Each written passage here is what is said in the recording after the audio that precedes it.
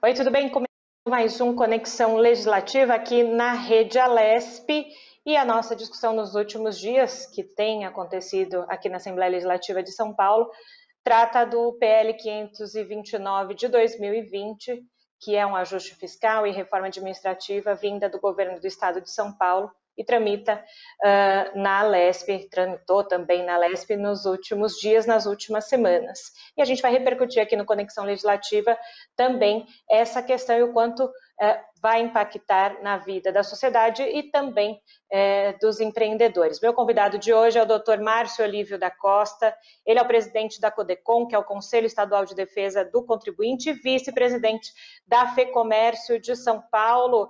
Doutor Márcio, é um prazer ter o senhor aqui no Conexão Legislativa, bem-vindo. O prazer é todo meu, muito obrigado pelo convite. Vamos ver o que é que a gente pode esclarecer as pessoas através dessa entrevista.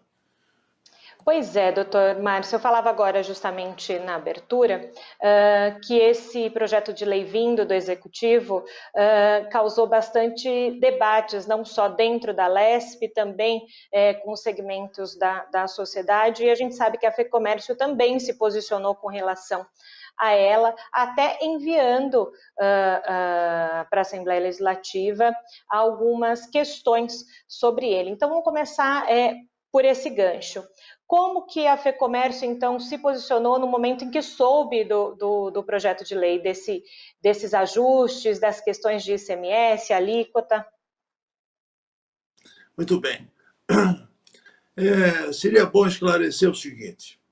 Você, quando me anunciou, falou do CODECON, do Conselho de Defesa do Contribuinte. De fato, eu presido o Conselho de Defesa do Contribuinte, que é uma autarquia do governo do Estado de São Paulo.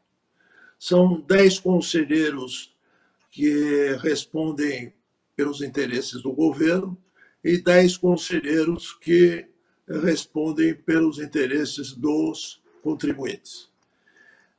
Entre eles, no governo, está a própria Assembleia Legislativa. O nosso conselheiro é um representante, um dos conselheiros, nossos conselheiros é um representante da Assembleia Legislativa, que é o Ricardo Melão, do Novo. Muito bem. Eu não quero falar pelo Conselho. O Conselho tem a representação da Casa Civil, tem representantes da Secretaria da Fazenda, da Procuradoria do Estado, enfim, da OAB, do Conselho Regional de Contabilidade e das entidades empresariais todas. Portanto, esse assunto foi discutido amplamente dentro do Conselho, inclusive com o governo. E nada do que nós estamos falando hoje, ou vamos falar aqui, ou que já foi falado pela Federação do Comércio, é diferente do que nós já discutimos lá. No entanto, eu quero assumir a responsabilidade de vice-presidente da Federação do Comércio e presidente do Conselho de Assuntos Tributários da Federação do Comércio, e, portanto, falar em nome dela e não do Conselho. Perfeito. Eu não tenho autorização para falar em nome do CODECON. Mas, como vice-presidente da Federação do Comércio, eu quero lembrar que ficamos 100 dias de portas fechadas e ainda estamos funcionando de forma muito precária.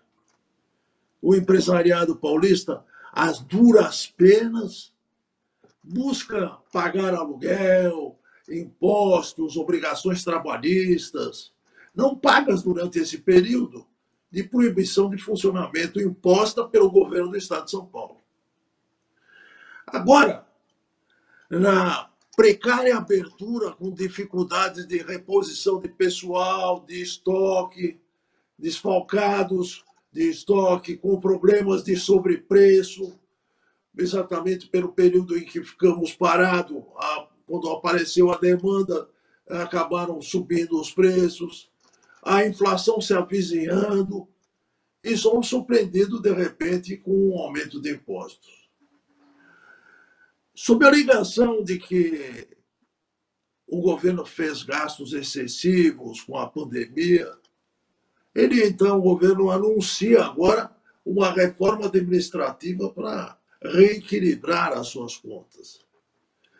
Lógico, seria super louvável que fosse feito exatamente isso. O que, no entanto, acontece é que isso é uma cortina de fumaça. É para esconder a verdadeira intenção de aumento de impostos, pois 90% virão de aumento de receita e não de gastos, não de corte de gastos. Seria ótimo se o governo pudesse cortar gastos, o que nós temos visto em todos os governos, mas não diferencia muito o governo do Estado de São Paulo, é que toda a arrecadação acaba indo para custeio, sem, evidentemente, qualquer tipo de investimento que pudesse, de alguma maneira, incentivar o empreendedorismo, incentivar a iniciativa privada, de alguma maneira, para ela poder realmente criar resultados e aí sim serem tributáveis. É exatamente esse ganha-ganha de empresa ter resultado e governo se, com base nesses resultados, tributar, é que nós podemos sair dessa letargia econômica que nós estamos vivendo há tanto tempo sem crescimento nenhum. Cada vez que tem um problema qualquer com relação ao desencaixe do governo, com problemas de orçamento do governo, a única lembrança, a única criatividade que eles têm é querer aumentar impostos. Isso não está certo. Cada vez mais nós vamos afundando porque as empresas não conseguem gerar resultados e, evidentemente, cada vez menos resultados econômicos o governo passa a ter do empresariado. E, doutor Marcos, pois não. Quando nós falamos, então, nesse aumento de carga tributária, né, isso vai impactar não só para o empreendedor, mas quando se chega também para nós, consumidores, né? É um ciclo isso, né? Não, é bom lembrar que, realmente, o empresariado não paga, não sofre diretamente com o aumento de impostos. Quem sofre com o aumento de impostos é exatamente o consumidor. Acontece que, quando o consumidor não tem poder aquisitivo, porque os produtos custam caro, evidentemente que a empresa tem péssimo resultado, porque não vende, não tem resultados positivos, porque o consumo está atrofiado por essa imensidão de impostos que recai sobre os preços das coisas. Mas eu gostaria de falar um pouco mais do projeto 529, para lembrar que, de fato, da arrecadação pretendida pelo governo de quase 10 bilhões e 500 milhões, 90% dela vem justamente de aumento tributário. Quer dizer, por que chamar de reforma tributária uma contribuição tão pífia como essa? 90% é aumento, a receita por aumento de impostos e 10% por, quem sabe, alguma economia que farão. É muito bem-vindo uma reforma tributária, uma reforma administrativa. Todos nós ansiamos por isso, porque os governos, de modo geral, gastam demais com o custeio. E não sobra dinheiro para, evidentemente, fazer qualquer tipo de investimento.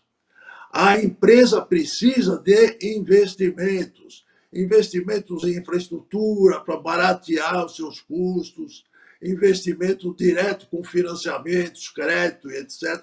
Que isso não vem. Durante essa fase toda da Covid-19, nós não vimos, por parte do governo do Estado de São Paulo, quase nada de ajuda para o empresariado. Ele que obrigou que as empresas ficassem fechadas durante esse tempo todo, mais de 100 dias e ainda trabalhando precariamente, não contribuiu com quase absolutamente nada. E ainda vem com aumento de impostos, é alguma coisa.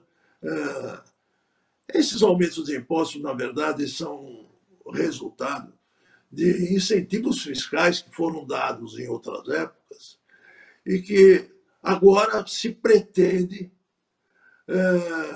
que esses incentivos sejam diminuídos ou, eventualmente, se acabe com eles. Acontece que ninguém dá incentivo fiscal, o governo do Estado de São Paulo não deu incentivo fiscal por nada. Deu incentivo fiscal para poder se degladiar com a guerra fiscal, deu incentivo fiscal porque precisava baratear produtos essenciais da cesta básica, que agora terão aumento. É por essas razões que foram dados. Agora, tudo isso devia de ser discutido com o tempo, com a possibilidade de a sociedade participar, mas nem eu estou vendo que nem a Assembleia Legislativa consegue participar. O governo tem usado o seu poder de império na medida que tem maioria na Assembleia Legislativa e não quer dar a oportunidade de se discutir isso e fazer essas coisas tão mais às claras. Mas quase 700 emendas foram propostas na Assembleia Legislativa e o relator não aceitou absolutamente nenhuma. Quer dizer, é uma demonstração e até uma falta de respeito, uma demonstração de império e até uma falta de respeito com relação à sociedade e com a própria Assembleia Legislativa. A Assembleia Legislativa não deveria dar um cheque em branco, uma carta branca, para que o governo legislasse tributariamente, como vai acontecer se isso for aprovado. Exatamente isso que vai acontecer. Quer dizer, ele poderá, através de decreto, aumentar as alíquotas até 18% daqueles produtos que têm alíquota inferior a 18%. E, doutor Márcio, até dentro disso que o senhor, da sua fala, recentemente aqui na Assembleia Legislativa de São Paulo, na Comissão de Finanças e Orçamentos, o secretário de Projetos, Orçamento e Gestão, Mauro Ricardo, veio conversar com os deputados, apresentou, enfim, como eles chegaram ao projeto de lei, e ele dizia naquela oportunidade que vários fatores deixarão o Estado com um déficit orçamentário, ele colocou ali na apresentação dele cerca de 10,4 bilhões, né? Então, até por esses números grandes, né, que até o senhor também apresentou, quando o senhor fala que era preciso mais tempo, eu entendo que é importante ter algum tipo de reforma, mas ter mais tempo para debater. É isso que eu entendo da sua fala? Exatamente. A alegação, os motivos apresentados pelo governo do Estado, que não foi só aí na Assembleia, deixa eu ser franco e dizer que o coordenador tributário da Federação do Comércio, da Secretaria da Fazenda e Planejamento, esteve conosco, deu essas explicações todas. Inicialmente, nós tivemos a maior boa vontade com ele, na esperança de que seria possível, através de emendas, nós melhorarmos o projeto.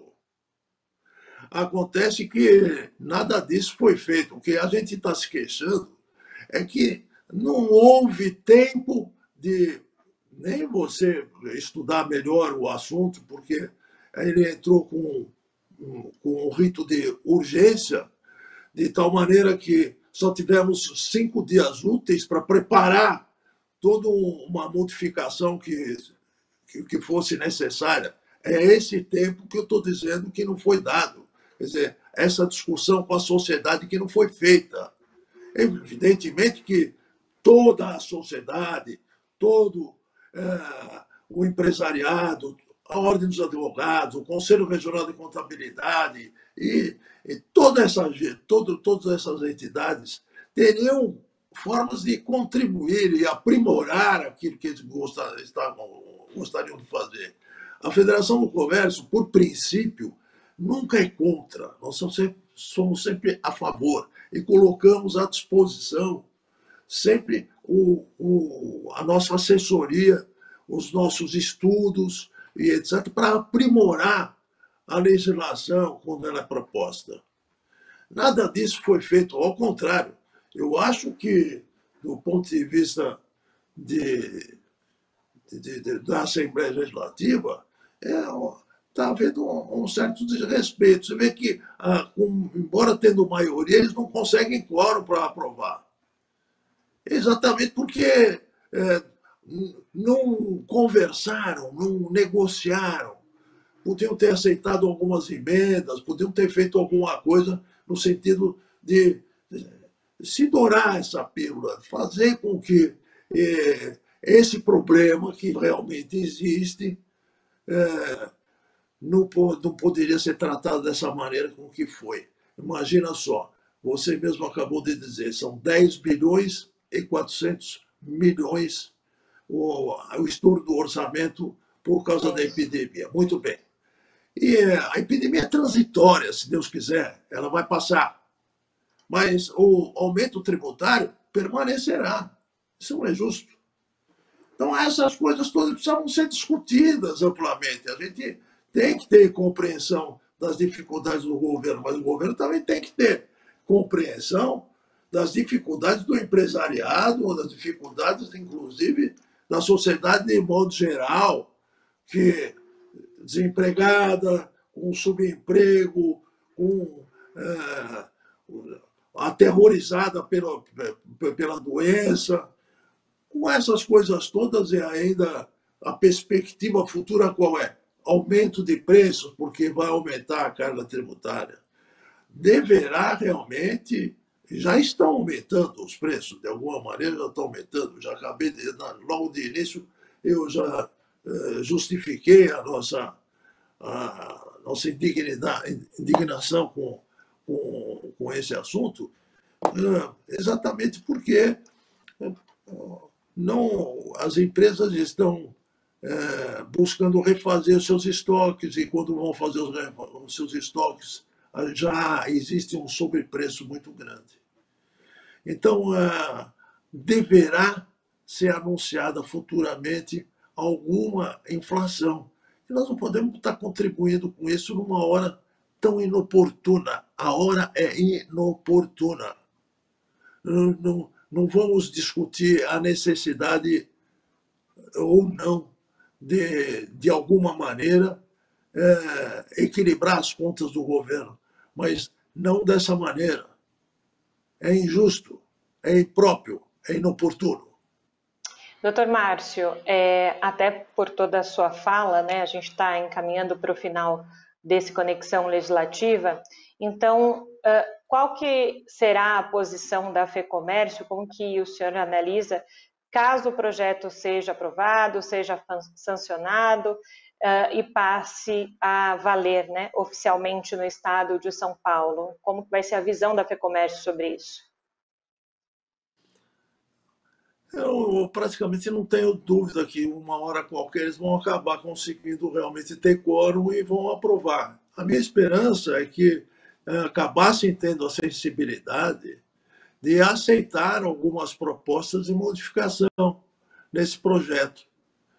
Não é possível que, no meio de 700 propostas, quase como tem aí, não tenha alguma coisa que não ajude a melhorar, a tornar mais oportuna uma modificação qualquer, complexa como essa. Né? Então, a Federação do Comércio deverá se posicionar futuramente. Nós temos o Conselho Superior de Direito, que tem presidido pelo Dr. Ives Granda Martins, que, afinal de contas, congrega ali grandes juristas especializados justamente nesse assunto de inconstitucionalidade. E é possível que a gente seja forçado a buscar alguma medida nesse sentido, para reestabelecer o direito dos contribuintes, e mais do que isso, não seria uma coisa tão difícil para o governo do Estado de São Paulo se ele aceitasse discutir esse assunto como ele não discutiu. Quem sabe ele acha agora oportuno discuti-lo para poder aprovar, para poder ter quórum, né? Eu imagino que nós teremos que discutir isso internamente, realmente verificar de modo mais objetivo essas inconstitucionalidades, se é que realmente elas existem. E aí sim nós tomaremos uma providência, seja qual for a providência tomar. É importante que o governo saiba, e para isso nós, inclusive, enviamos hoje uma carta ao governador do Estado de São Paulo e a todos os deputados também. Esse ofício mostra a nossa posição, uma posição de perplexidade diante de tantas dificuldades, nós temos ainda que arcar com o aumento de impostos. Imagino que é isso que a federação deve, de alguma forma, fazer para prevalecer o direito de 138 sindicatos que nós temos na Federação do Comércio do Estado de São Paulo, com turismo, com serviço, com comércio exterior, comércio eletrônico, comércio atacadista, comércio varejista, em todas as modalidades e tipos de comércio. Nós temos essa responsabilidade e não vamos fugir dela. Seja qual for o resultado dessa votação, de hoje, de amanhã ou de qualquer outro dia que ela se der, vai ficar alguma... Se o governo do Estado de São Paulo não tomar nenhuma providência nesse sentido, vai ficar realmente uma mácula nesse relacionamento do empresariado com o governo do Estado. Quero agradecer, então, doutor Márcio Olívio da Costa, vice-presidente da FEComércio de São Paulo, então, pelo nosso bate-papo de hoje e pelos seus esclarecimentos. Até uma próxima. Muito obrigada, doutor. Nós é que ficamos obrigados pela oportunidade que vocês estão nos dando para poder levar essa mensagem a todos. Muito obrigado. Se você que está vendo esse programa quer rever também mais sobre essa questão do PL 529, corre lá na nossa plataforma do YouTube, na Rede Alesp. Muito mais informação para você. Eu fico por aqui, a gente se encontra. Tchau.